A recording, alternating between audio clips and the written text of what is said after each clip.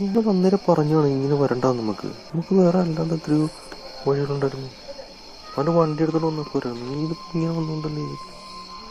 ഇനിയിപ്പോ എന്താ ചെയ്യുക? ഇനിയിപ്പോ ലാസ്റ്റ് ബസ്സും പോയില്ലേ. ഇനിയിപ്പോ നടക്കണ്ടേ ഇനി ഒരുപാട്. എന്ത് മണ്ടത്തിലാണ് കാണിക്കണത്.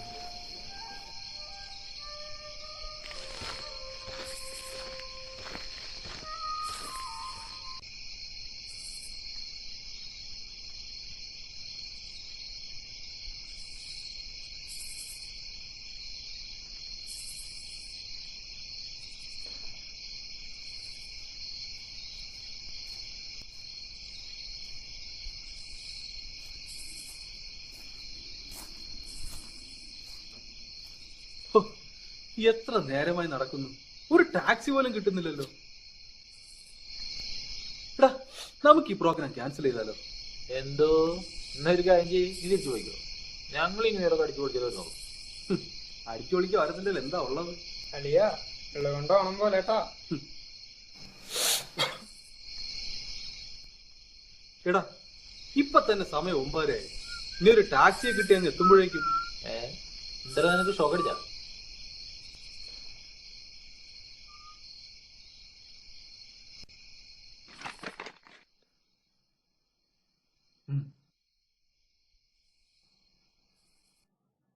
എന്താണ് എന്റെ സഞ്ചിയില്? എവിടെ പ്രശ്നടാ?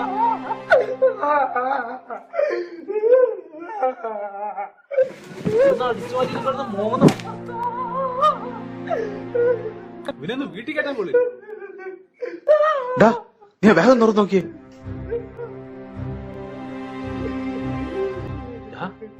ഇത് നോക്കിയേ, ഇത് നമുക്ക് ദൈവം തന്നടാ. അല്ലെങ്കിൽ ഇയാൾ ഇതിന്റെ പിടിച്ചുകൂടിയിരിക്കോ? ഇത്രയും പണം നിനക്ക് വേണ്ടേ?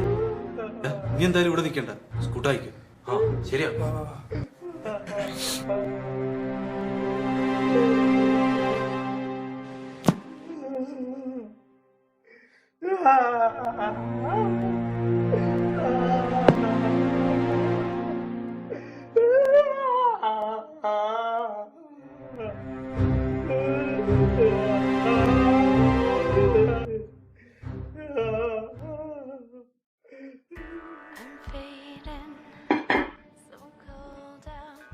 ഇന്ന് നമ്മുടെ ദിവസമാടാ. അല്ലെങ്കിൽ ഇങ്ങനെയൊക്കെ സംഭവിക്കും. ടാക്സി കിട്ടാതാവുന്നു, റൂമിൽ തിരിച്ചു വന്നതോ ലക്ഷങ്ങളുമായി. എന്തുട്ടാ? എനിക്കൊരു കാര്യം പറയാനുണ്ട്. നീ എന്തു പറഞ്ഞോളിയാ? നിനക്ക് ഞാൻ മേടിച്ചു തരും. ആരും ഒന്നും വാങ്ങി തരണ്ട. എനിക്ക് വേണ്ട ഇന്ന് കിട്ടിയതിന്റെ 75%. വെള്ളടി തുടങ്ങി വെക്കുന്നത് കിക്കാടാ. No, I am serious. ആ തെണ്ടിയെ ചവിട്ടി താഴെട്ടിട്ട് ആ ബാഗ് എടുത്ത് ഞാനാ. നിനക്കെന്താ ഭ്രാന്താണോ തെണ്ടി? അങ്ങനെയാണെങ്കിൽ ആ തെണ്ടി കാശെടുക്കുന്നത് ആദ്യം കണ്ട ഞാനാ. ടാക്സി ഇട്ടപ്പോ തിരിച്ചു പോന്നത് നിന്നെയൊക്കെ പിടിച്ചു വെച്ച ഞാനാ. അർഹതപ്പെട്ടതല്ലെങ്കിലും എടാ തെണ്ടികളെ, ഈ കാര്യത്തിലെങ്കിലും അടിവെക്കാതെ കിട്ടിയത് ഒരുപോലെ വീതിക്കാം. എന്നാലും അവന്റെ സ്വഭാവം അറിയാൻ നീ കണ്ടോ? വീടാളിയാ, ഈ വർഷത്തെ അവസാനത്തെ അടിയോടുകൂടി നമുക്ക് ഒക്കെ മാറ്റാം.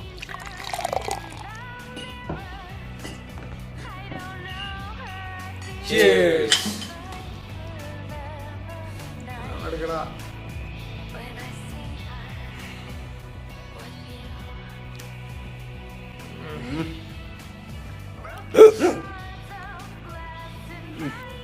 കള്ളും പെണ്ണും നല്ല കോമ്പിനേഷനാണ് അളിയാ. എവിടെ അളിയാ പെണ്ണ്?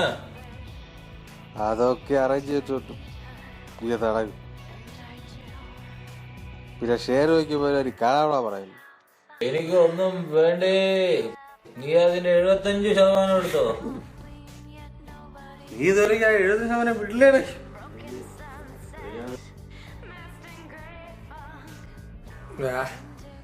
എനിക്ക് ഫ്രഷ് മതി. എന്റെ പൊട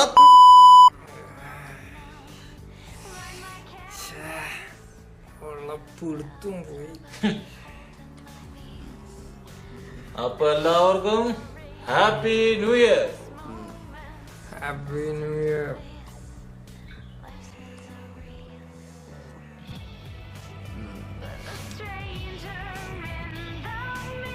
Yeah, അവള് വരുമ്പോ വിളിക്കാനൊന്നും മറക്കല്ലേ.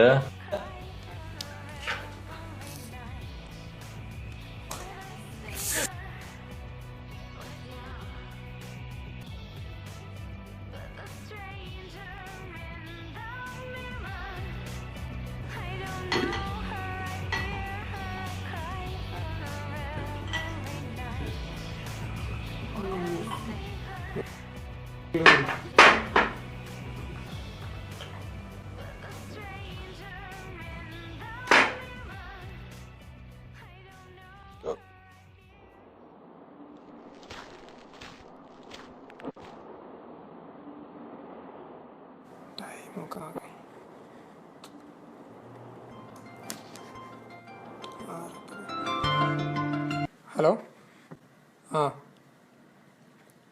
ഇന്ന് ലേറ്റാവും. പിണങ്ങല്ലേ? ഞാൻ പറഞ്ഞിട്ടില്ലേ? ആ മാനേജറോ ചൂടനാ.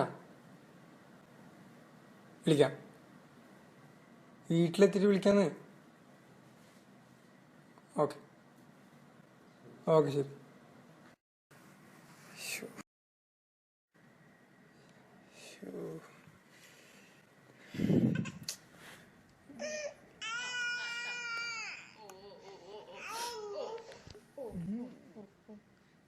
പോട്ടെ, കരയല്ലേ.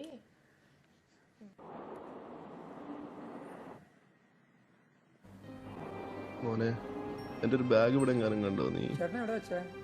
ഞാൻ ഇവിടെ എവിടെയോ മോനെ വച്ചേ? ഇല്ലടാ, ഞാൻ കണ്ടില്ല. അല്ലേ, എന്റെ ജീവിതം പോലെ അത്. മക്കളെ, എന്റെ ഒരു ബാഗ് ഇവിടെ എങ്ങാനും കണ്ടോ നിങ്ങള്? ഇല്ലേട്ടാ. ഇല്ലേ? അയ്യോ, എന്റെ ജീവിതം, എന്റെ ബാഗ്. ചേട്ടൻ വിഷമിക്കണ്ട, എണീക്ക്. ചേട്ടൻ എണീക്കട്ടാ, അത് ഇവിടെ എവിടെയും കാണണം. എന്ത് ചെയ്യും? ഞാനൊന്ന് നോക്കട്ടെ. എന്റെ ബാഗ്, എന്റെ ബാഗ്.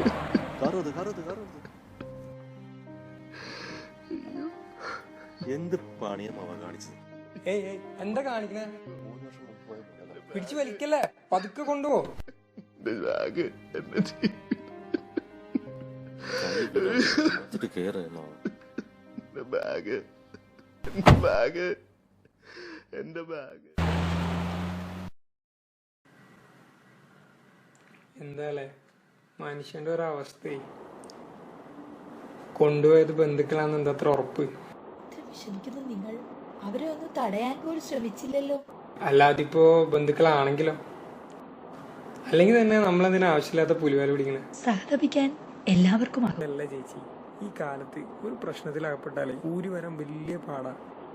നിങ്ങൾ ആ പറഞ്ഞത് ശരിയാ, ചില കാര്യങ്ങൾ അങ്ങനെയാ.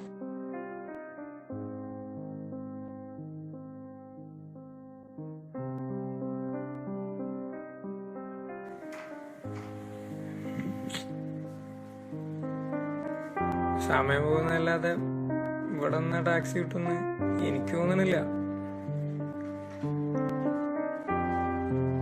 നിങ്ങൾ വിഷമിക്കണ്ട, ഞാൻ രണ്ടാമത്തെ ടാക്സിയിലേ പോകണുള്ളൂ. ആദ്യം വരുന്നതില് നിങ്ങൾ തന്നെ പോക്കോ.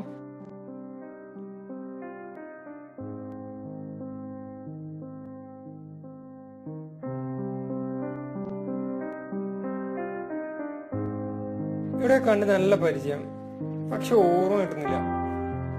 ചേച്ചി അവിടെ ജോലി ചെയ്യുന്ന? ഇവിടെ അടുത്തൊരു വൃദ്ധസ്ഥാനത്തിലാ. ഓ, ഇന്ന് കൊറേ വർക്ക് ഉണ്ടായിരുന്നു, അതാ ലേറ്റ് ആയത്. ചേച്ചി ഒരു കാര്യം ചെയ്യും, വീട്ടിലാരെങ്കിലും വിളിച്ചിട്ട് ഇങ്ങോട്ട് വരാൻ പറ. വേണമെങ്കിൽ ഇതിന്ന് വിളിച്ചോളൂ.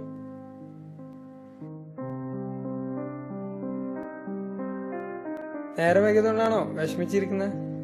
അതോ സ്നേഹക്കൂടുതൽ കൊണ്ടല്ല അവർ അദ്ദേഹത്തെ പിടിച്ചുകൊണ്ടുപോയത്. ഏത്? അതോ അത് നിങ്ങൾ ആരെങ്കിലും ആണോ? അദ്ദേഹം എന്റെ ഭർത്താവാ.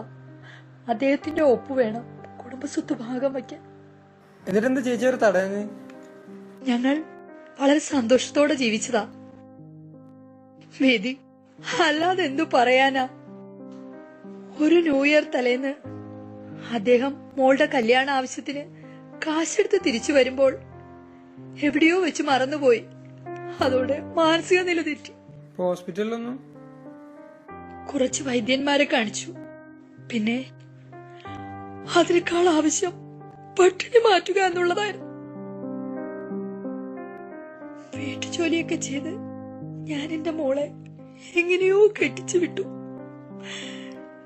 ഇതിനിടയിൽ പലതും നഷ്ടപ്പെടുത്തേണ്ടി വന്നു. ഞാൻ മോശക്കാരിയാണെന്ന് അറിഞ്ഞപ്പോൾ എല്ലാവരും നാട്ടി ഓടിച്ചു. അതിനിടയിൽ സമൂഹം എനിക്കൊരു സമ്മാനവും തന്നു, എയ്ഡ്സ്.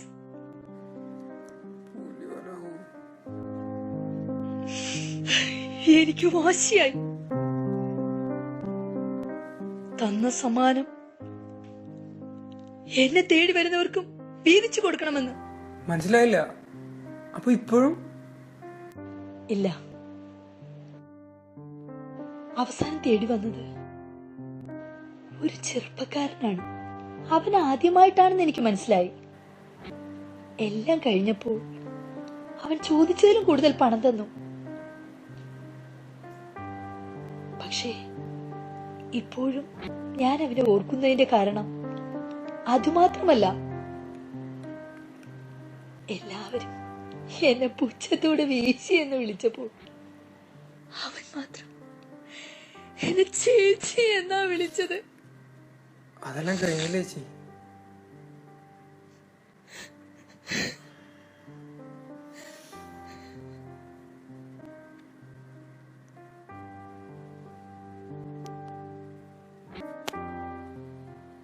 എന്നാൽ ആ ചെറുപ്പക്കാരൻ ആരാണെന്നറിയോ?